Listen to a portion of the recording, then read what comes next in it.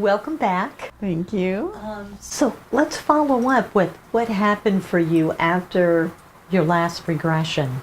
Well, I realized that the person in my last lifetime where I was choked was somebody that I knew from a relationship that I was in that had an alcohol problem. And the realization of just everything flooding in of that was who that was in that regression in that lifetime, and it answered so many questions. I felt like a piece of the missing piece of the puzzle was found. Wow. As to why his outbursts of anger would just affect me so deeply, and why I clung to the relationship without just giving in was because this was somebody that, you know, was basically my soulmate, who I felt was my soulmate. And I really believe that the relationship in this lifetime was to help heal that past relationship. But I have one of those, you ever have one of those moments where you just, Yeah.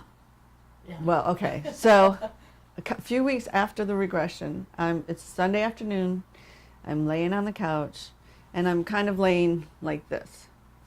And all of a sudden I realize when I was very young, probably 5, young, I used to sleep like this.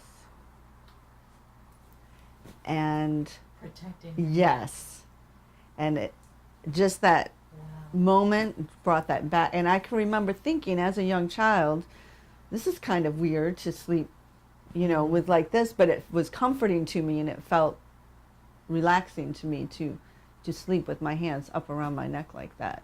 And safe, I imagine. Yes, and safe.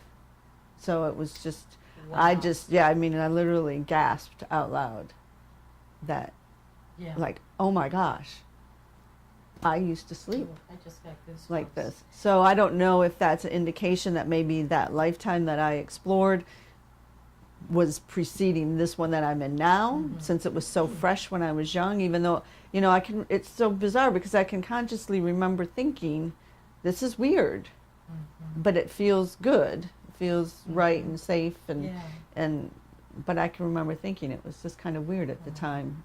So still having some of that memory, but not fully understanding why it was there. Yeah. There. So there's two great examples there. One is that you're still a small child, and there's this thing that you do that really nobody else knows you do. Well, you think about it, and for you, protecting your neck or covering it made you feel safe or good. Also, an indication of past lives is when there is what I call an overreaction to a situation. And that feeling that you had with this other person in this lifetime, that yes, you were concerned about the anger, but it was deeper, it was more powerful, or it just went in so deep. And that's usually an indication. So now you have an answer for both of those situations. Wow, that's really fascinating. Yeah. I want to hear about the smell. So I am still continuing to smell. Some days are better than others. I can smell food cooking now, which I never picked up on before. I'm still smelling essential oils that I work with, which never happened. And some days, like I say, are stronger than others. And sometimes I don't know if it's just because there isn't anything to smell, or I'm just not picking it up. I don't know. But I'm still not 100%. You know, I still have the question of why did I feel like I needed to protect myself by blocking out that sense in the first place? Right. You know, what's the ultimate kernel Yes. of the cause, if that makes sense? And I know you sent me an email and you talked about when you were visiting your mom, so I think it would be interesting to share what you discovered through her as well. So I started thinking about the fact that when I was smelling certain things, I could relate them to like suntan lotion, things like that.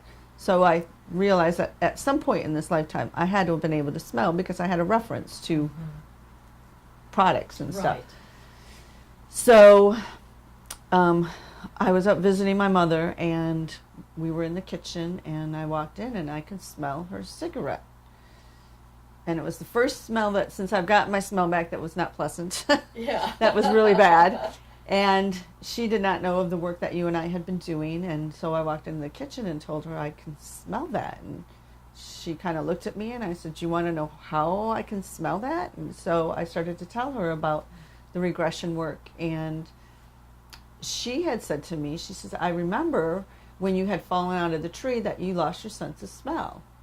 Well, my jaw about hit the floor because I remember the incident of falling out of the tree when I was about 13, swinging out of the tree, landing on my tailbone, falling back, gripping the ground to the sides of me because I couldn't breathe because the wind got knocked out of me. And she says, "Yeah, ever since that incident, you couldn't smell."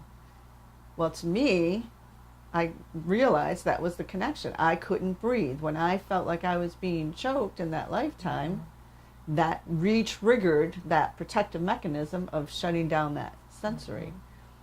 Now, also the interesting thing is that was the only thing she remembered about the incident.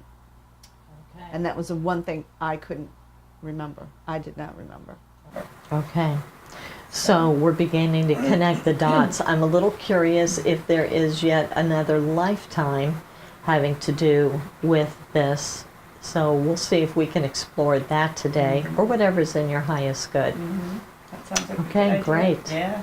So that's where we're going to go today.